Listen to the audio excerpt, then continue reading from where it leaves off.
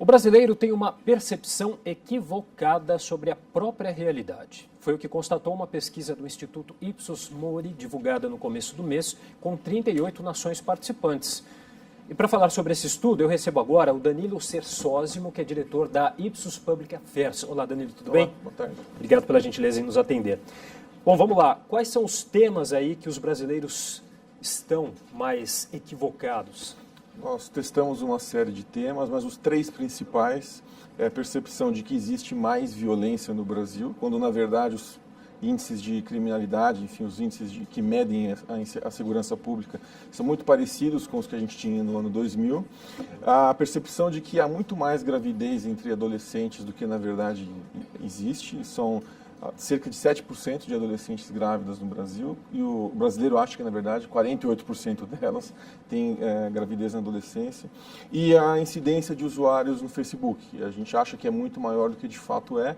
A penetração de usuários no Facebook hoje é de cerca de 47%, e o brasileiro acha que, na verdade, é de 75%, algo assim. São os três principais. Foram 38 nações aí que participaram, e o Brasil está aí no segundo top lugar, aí do segundo lugar. Sim.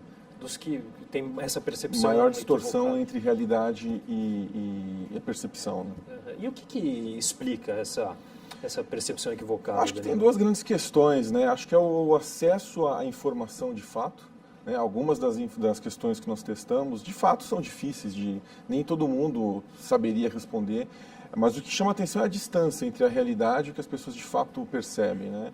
Então, acho que a maneira como a informação é compreendida, e o formato como a informação é transmitida. Né? Infelizmente, para algumas questões, a gente vê um certo alarmismo. A questão da violência, ela se encaixa nas duas percepções. A gente, de fato, acha que o Brasil é mais violento do que os números, os indicadores mostram, porque o tema da violência vem ganhando muito espaço, não sem razão, mas numa forma, num certo ponto, muito mais alarmista do que numa discussão mais construtiva, no sentido de resolver. Então, você acaba abraçando esses temas num tom mais alarmista do que deveria, ainda que seja um indicador preocupante. A falta daquela informação de credibilidade, as redes sociais, as fake news, as notícias falsas contribuem? Essa é uma ótima reflexão. Isso é um fenômeno relativamente recente, né? Sem dúvida contribuem, especialmente no que tange a fake news. Né? Acho que isso, inclusive, pode influenciar muito a tomada de decisão das pessoas no que tange alguns desses temas. Né? A gente pode criar, na verdade, percepções equivocadas e levar a decisões equivocadas por conta de fake news e alarmismos na rede social, etc. E essa é a pergunta que eu te faço, as decisões equivocadas, quais decisões, quais as consequências aí dessa percepção? Acho que a principal consequência disso tudo é a gente se tornar incapaz de debater esses temas de uma maneira mais institucional, digamos, né?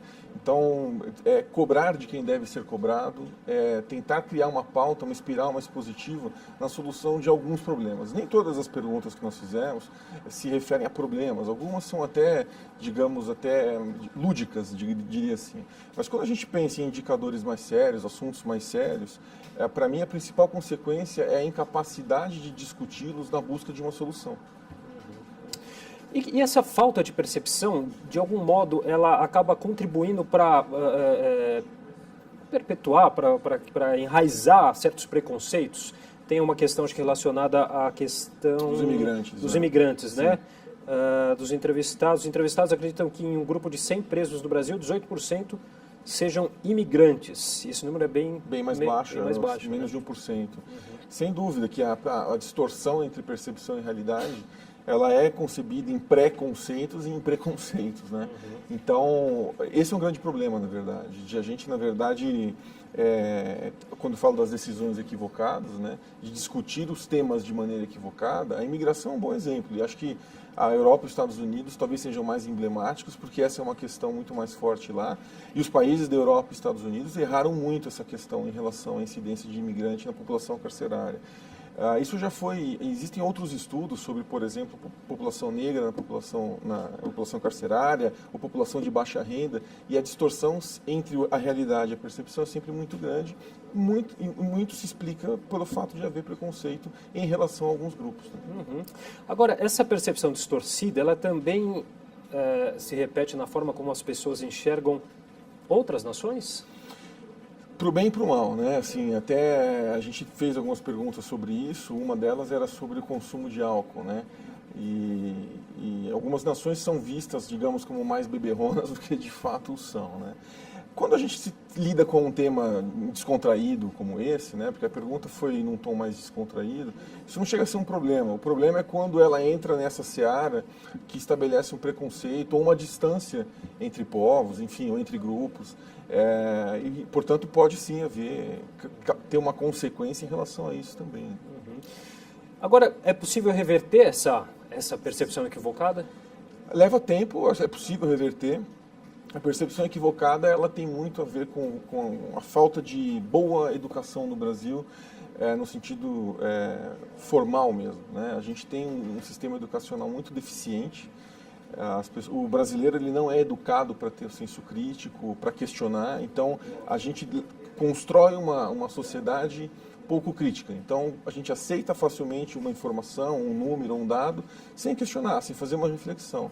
Então, esse é um grande problema, mas sim, é possível mudar desde que haja um investimento em educação e que a gente discuta mais temas como esses que a gente levantou na pesquisa. Acho que é a grande lição até aí dessa questão, dessa pesquisa, né? Dessa reflexão, desse questionamento em cima do que é noticiado, né? Exatamente. Tá certo, Danilo. Danilo Cersósimo, diretor da Ipsos Public Affairs. Muito obrigado pela participação. Muito obrigado. Boa tarde.